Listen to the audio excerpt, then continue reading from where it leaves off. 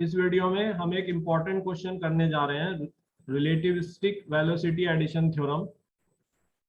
Right, ये आज का हमारा टॉपिक है और ये doctor APJ Abdul Kalam technical university के लिए एक बहुत इंपॉर्टेंट लॉन्ग आंसर क्वेश्चन है जो अक्सर सेक्शन सी में 10 नंबर में पूछा जाता है।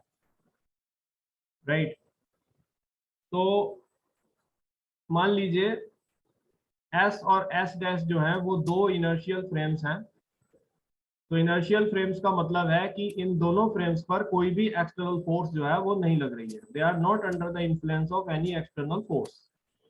राइट, तो मान लीजिए फ्रेम एस जो है वो रेस्ट पर है और फ्रेम एस डैश जो है वो कांस्टेंट वेलोसिटी v जो कि वेरी हाई है comparable to velocity of light c से x डायरेक्शन में ट्रेवल कर रहा है।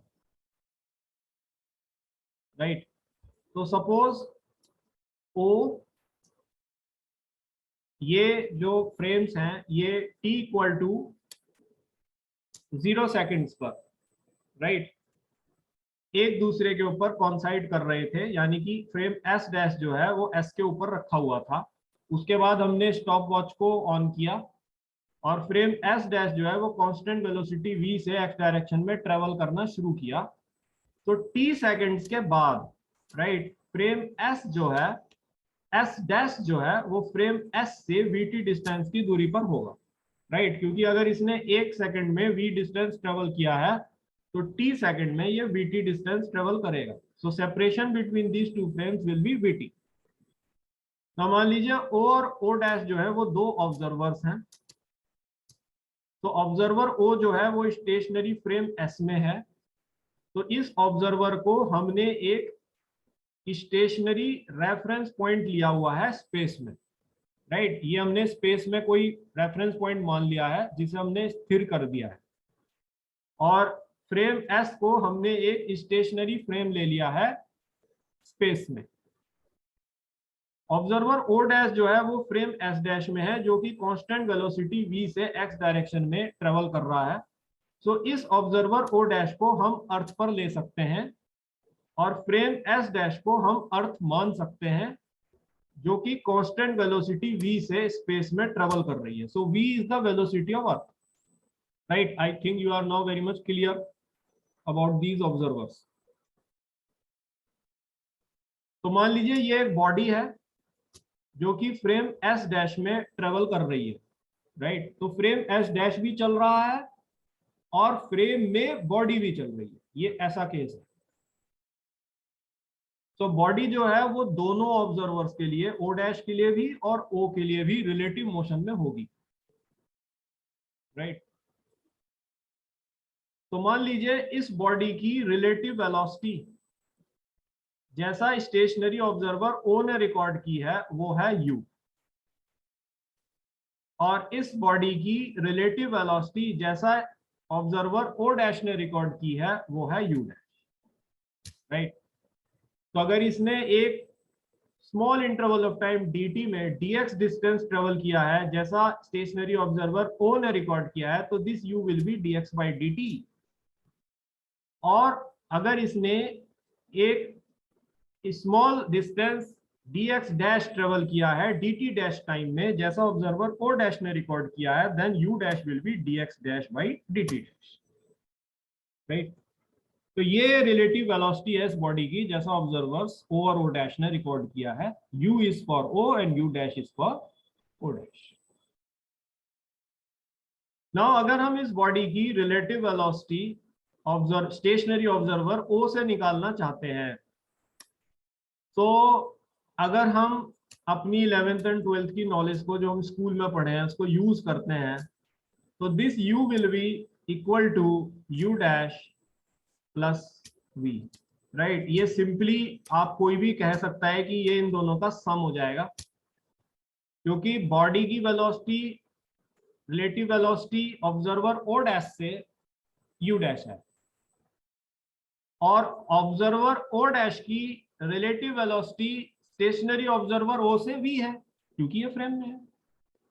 तो अगर बॉडी की velocity relative to stationary observer O आप निकालना चाहते हैं तो सिंपली इन दोनों को ऐड कर दीजिए। भाई फ्रेम चल रहा है ओ से बी से और बॉडी फ्रेम में चल रही है यू डैश से, तो बॉडी की गति स्टेशनरी ऑब्जर्वर ओ से कितनी होगी, दोनों को ऐड कर दीजिए, राइट। बट ऐसा तब हो सकता है अगर ये फ्रेम की वेलोसिटी लाइट की वेलोसिटी के कंपैरिजन में काफी कम हो, तब आप इस तरह से ऐड कर सकते थे। लेकिन जब ये फ्रेम की वेलोसिटी वेरी हाई है comparable to velocity of light, तो आप इस तरीके से एडिशन नहीं कर सकते हैं वेलोसिटीज को, राइट। उसका रीजन है, उसका कारण है।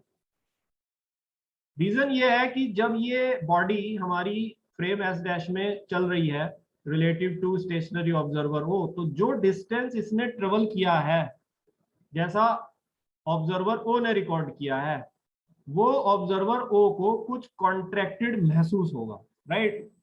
उसका कारण है, अभी आप लॉरेंस फिट्जराल्ड लेंथ कॉन्ट्रैक्शन में पढ़े हैं कि जब भी कोई body relative to stationary observer चलती है तो उसकी डायरेक्शन ऑफ मोशन में उसकी लेंथ ऑब्जर्वर को कुछ कॉन्ट्रैक्टेड महसूस होती है। तो उसी बात को मैं यहाँ कह रहा हूँ कि जो डिस्टेंस इस बॉडी ने ट्रेवल किया है रिलेटिव टू स्टेशनरी ऑब्जर्वर ओ, वो इस स्टेशनरी ऑब्जर्वर ओ को कुछ कॉन्ट्रैक्टेड महसूस होगा, right.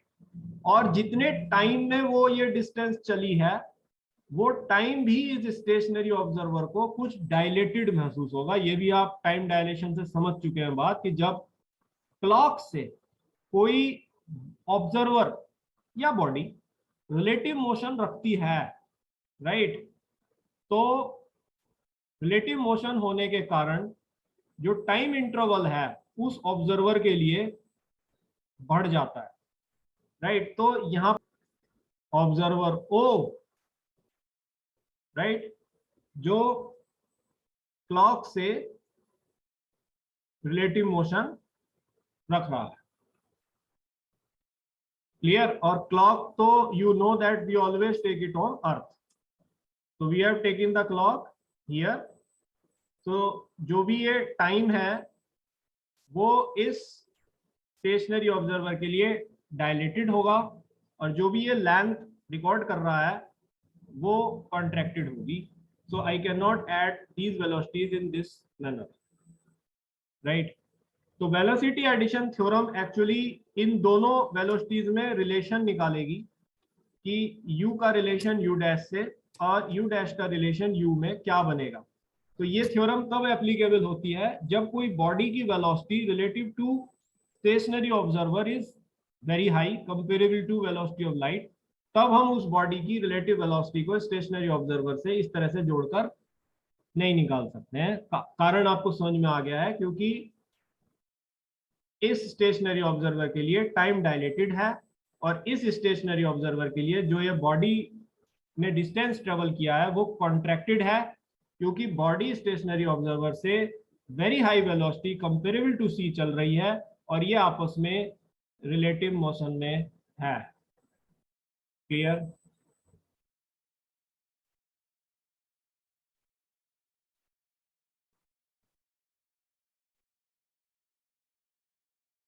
So in relativistic mechanics, for stationary observer O, the distance traveled by the body is contracted and the time interval taken to travel that distance is dilated. So I hope that you understand now this line. Stationary observer O के लिए जो body ने distance travel किया है वो contracted महसूस होगा ओ को, और जितने टाइम में ये डिस्टेंस ट्रेवल किया है वो उसको डायलेटेड होगा, उसके लिए डायलेटेड होगा, क्योंकि क्लॉक तो ओ डैश के साथ है, तो रिलेटिव मोशन आ रहा है क्लॉक और ओ में, राइट। तो ये टाइम बढ़ा हुआ होगा, hence u will not be equal to u dash plus v, clear. Now to develop a relation between u and u dash, we use relativistic velocity addition theorem. तो ये velocity addition theorem की significance है कि हमें ये theorem आवश्यक क्यों होती है। जब हम u को u dash plus v हम नहीं लिख सकते हैं, तो u का फिर relation u dash में क्या होगा, उसको ये theorem निकालती है। Applicable तब होती है जब body की velocity relative to stationary observer is very high, right?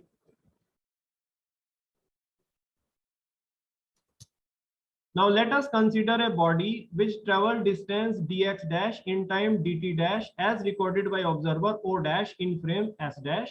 Late the body travel distance dx in time dt as recorded by observer O in frame s। तो ये मैं ऑलरेडी आपको बता चुका हूँ कि बॉडी जो है वो o के लिए dx डिस्टेंस dt टाइम में ट्रेवल कर रही है और o डैश के लिए dx dash distance dt dash time में ट्रेवल कर रही है।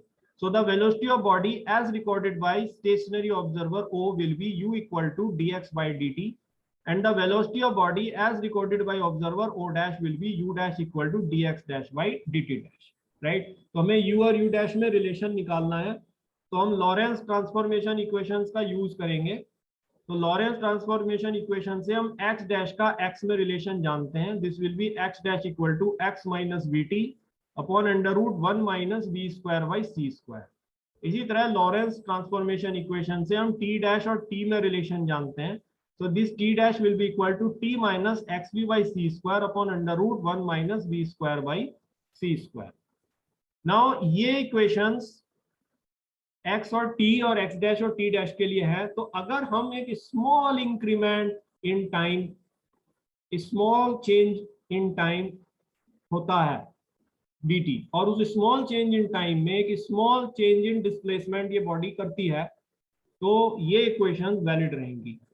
It may not change, it may be valid for a small increment in time, for a small increment change in distance, this equation will be valid.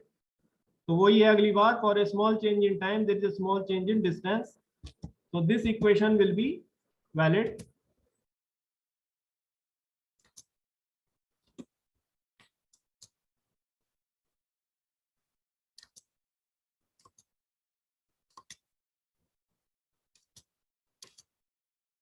तो ये बनती है dx dash is equal to dx minus B D T under root 1 minus B square by C square. अगर x dash को हमने छोटा सा change दिया dx डैश और उस छोटे से चेंज में x जो है छोटा सा चेंज लिया dx और छोटा सा टाइम चेंज हुआ dt, तो जो इक्वेशन है वो वैलिड रहती है।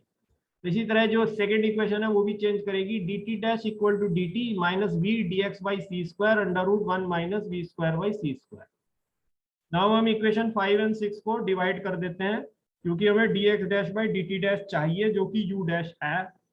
So u dash equal to dx dash by dt dash, so it becomes dx minus v dt upon under root 1 minus b square by c square upon dt minus v dx by c square upon under root 1 minus b square by c square। तो ये denominator का factor cancel हो जाएगा। तो dx dash by dt dash is u dash, so it becomes u dash equal to dx dash by dt dash dx minus v dt upon dt minus v dx by c square।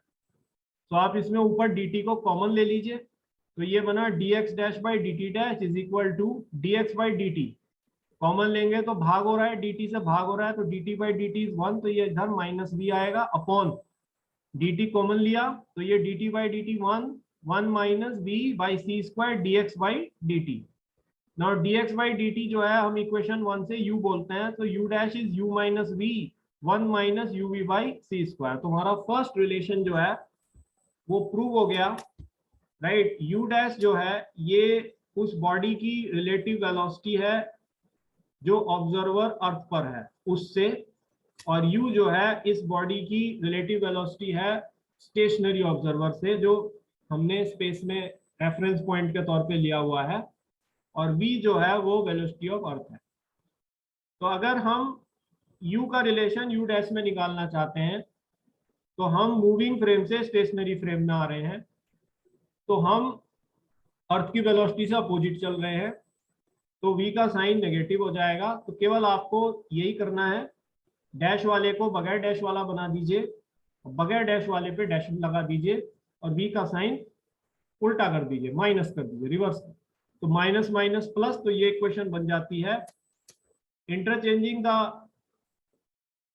Coordinates and taking sign of v as negative, right. तो this equation become u equal to u dash plus b 1 plus u dash b by C square. तो ये हमारा relation एक और बनकर आ गया। Now ये हमारे दो फॉर्मूला बन के आए हैं। तो ये जो फैक्टर डिनोमिनेटर में आ रहा है दोनों तरफ, राइट, ये अपने आप में इंडिकेट कर रहा है कि जब हाई वेलोसिटीज होती हैं तो हम सिंपली इस तरह से जोड़ घटा नहीं सकते हैं। ये फैक्टर भी नीचे आ रहा है डिनोमिनेटर में, ये फैक्टर आ रहा है लेंथ के, डिस्टेंस के कॉन्ट्रैक्ट होने से और टाइम के डायलेट होने से, right, for stationary observer O. Now हमें ये सिद्ध करना है कि ये जो है इक्वेशन सही है, इसको हमें चेक करना है। तो अगर ये इक्वेशन सही है तो ये आइंस्टीन के पोस्टुलेट से कंसिस्टेंसी रखती होंगी। आइंस्टीन का पोस्टुलेट कहता है कि वेलोसिटी ऑफ लाइट दोनों फ्रेम्स में कांस्टेंट होती है, एस में भी और एस डैश में भी। तो लेट अस चेक देन। तो अब बॉडी तो वेलोसिटी ऑफ लाइट से कोई भी नहीं चल सकती, तो मैं एक केस ले लेता हूं। मैं सपोज बॉडी को फोटोन ले लेता हूं, जिस बॉडी की मैं अभी तक बात कर रहा हूं, let me take it as a photon, क्योंकि फोटोन ही वेलोसिटी ऑफ लाइट से चलता है। तो मैं ये मानता हूं कि सपोज ये बॉडी एक फोटोन है जिसकी वेलोसिटी जो है वो c है, राइट, जैसा कि observer on earth O dash ने रिकॉर्ड किया है। So according to Einstein postulate of constancy of speed of light, the velocity of light is constant in all inertial frames.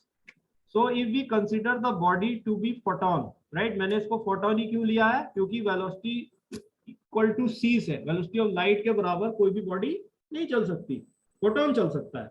So let me take this body as photon, right? Moving with velocity of light as recorded by observer O dash. तो यहाँ से हमें u dash जो है वो c मिल रहा है। So इस u dash equal to c को हम इक्वेशन 8 में सब्स्टिट्यूट करते हैं, तो ये बनता है u equal to c plus v 1 plus C V by C square. तो c से c स्क्वायर कैंसिल हुआ, एक c रह गया, ये c ऊपर चला जाएगा, नीचे एलसीएम लोगे तो नीचे भी c प्लस v आएगा, c प्लस v से c प्लस v कैंसिल हो रहा है और u इक्वल टू c मिल रहा है आपको। तो ये यहाँ से प्रूव हो रहा है कि फोटोन की वेलोसिटी जैसा स्टेशनरी ऑब्जर्वर ओ ने फ्रेम एस में रिकॉर्ड की है वो भी सी ही रिकॉर्ड की है। तो इस तरह फोटोन की वेलोसिटी ओ डैश और ओ दोनों के लिए सी है।